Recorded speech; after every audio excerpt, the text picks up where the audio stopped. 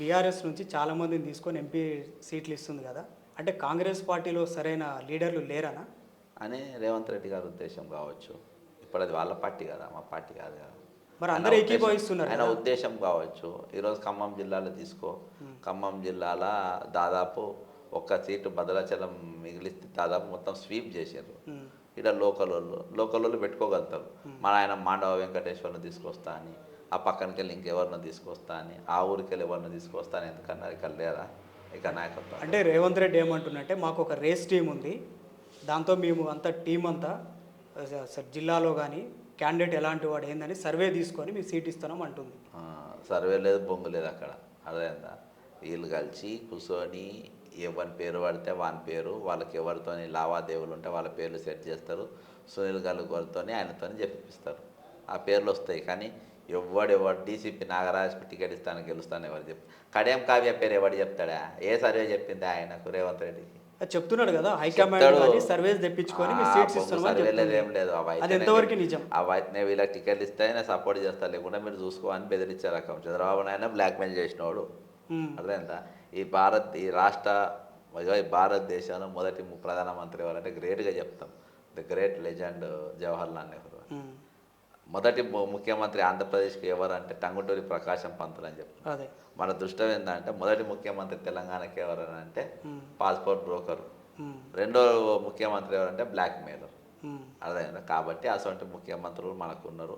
అసొంటి వాళ్ళు ఎవరైనా బ్లాక్మెయిల్ చేస్తారు, వాళ్ళు ఎవరికి ఇష్టం వచ్చినా వాళ్ళు టికెట్ ఇప్పిస్తాం, సపోర్ట్ చేస్తే లేకుండా చేయను అంటారు. కడియం కావ్యకి టికెట్ ఇవ్వమని ఎవ్వడు ఏ సర్వే చెప్పదబ్బా, ఉమ్. ఏ సర్వే చెప్పదు. అసొంటి వాళ్ళని తెచ్చుకొని టికెట్ మరి ఇచ్చినాం. ఎందుకు అంత ధైర్యంతో ఎందుకు ఇస్తున్నాడు రేవంత్ రెడ్డి? బీజేపీని కలిపేయనికి అంటే బీజేపీతో అంటే under ground under ground open Badabhai అని చెప్పిండు. గుజరాత్ లెక్క మా రాష్ట్రాన్ని చేస్తా అన్నాడు. అవును, సెంట్రల్ అధికారం ఉంది కాబట్టి చెప్పిండు. ఎవరు ఎలక్షన్ల ముందు చెప్తాడు ఎవడన్నా? ఏ తలకాయ ఉన్నోడైనా, మ్మ్. మేడం మీద తలకాయ ఉన్నోడు ఎవడైనా 4 రోజులు అయితే పార్లమెంట్ ఎన్నికలు ఉన్నాక మేడం బడాబాయ్ అని ఎవడైనా చెప్తాడా? ఎవడు చెప్పాడు. ఎవడన్నా అవలేగాడి చెప్తాడు, ఉమ్. అంతేగాని మామూలు ఎవడు చెప్పాడు.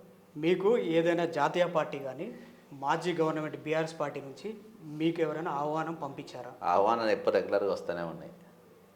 ఆహ్వానం రెగ్యులర్. మీకు వరంగల్ ఎంపీ సీట్ కూడా ఆఫర్ చేస్తున్నారని మాకు వినిపించింది, అది నిజమేనా?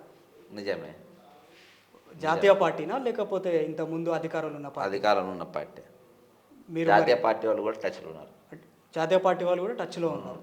అంటే మీరు ఒకవేళ సీట్ ఇస్తే పోటీ చేస్తారా? 100% చేయాలి. నేను ఎమ్మెల్సీయే ఫస్ట్కి వెళ్ళి దాదాపు 2.5 నెలలకెళ్ళి నేను గ్రౌండ్ వర్క్ చేసుకుంటున్నాను. ఉమ్, ఎమ్మెల్సీగా నేను ఏమేమి చేస్తాను మాట ఇచ్చిన.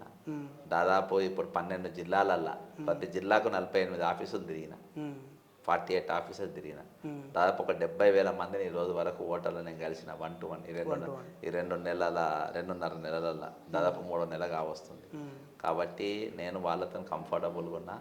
100% ఈ 10 రోజుల్లో నోటిఫికేషన్ కూడా వస్తుంది. నేను ఎమ్మెల్సీగా గెలుస్తా. నేను రాష్ట్రంలో కొట్టాలని అనుకుంటున్నా.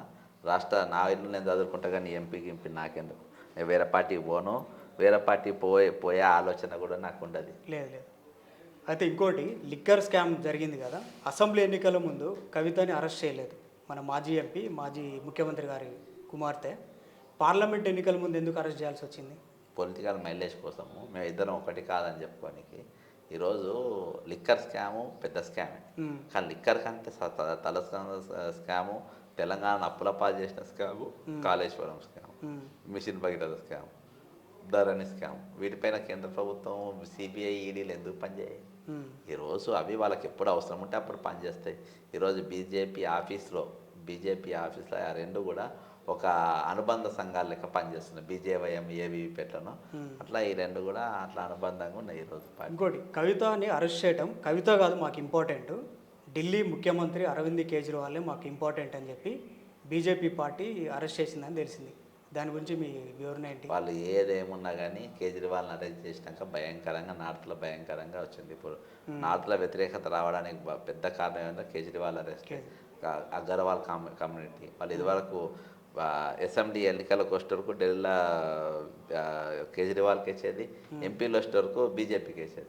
ఈరోజు రెండు కూడా వన్ సైడ్ ఇండియా కూటమికి వేసే పరిస్థితి నార్త్ ఇండియాలో మొత్తం కెలుగుంది, ఓన్లీ బికాజ్ ఆఫ్ కేజ్రీవాల్.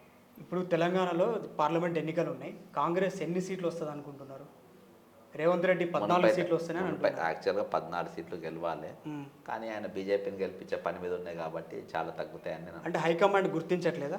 ఏమో హైకమాండ్కి మరి చెవులు కళ్ళు ఉన్నాయి, పని చేస్తున్నా లేవో తెలియదు నాకు. కాంగ్రెస్ పార్టీ అనేది ఒక స్వేచ్ఛాపరమైన